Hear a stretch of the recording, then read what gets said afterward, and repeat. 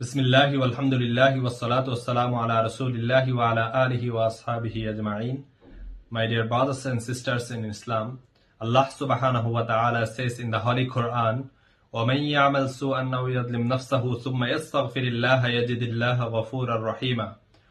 Whoever does a wrong or wrongs himself, but then seeks Allah's forgiveness, he will find Allah forgiving and merciful. And our beloved Prophet Muhammad sallallahu alaihi wasallam says in Hadith, "Wallahi inni la astaghfirullah wa atubu ilayhi fil yawmi akthara min 70 marrah." By Allah, I seek Allah's forgiveness and repent to Him more than 70 times in a day. So my dear brothers and sisters, now we should know how to seek Allah's forgiveness properly. Number 1, admit your sin. Number 2, stop the sin immediately. Number 3, regret it. Number 4, promise not to do it again. So whenever these 4 conditions are fulfilled, no one else need to be involved.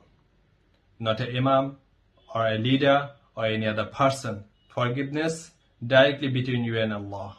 Assalamu alaikum wa rahmatullah.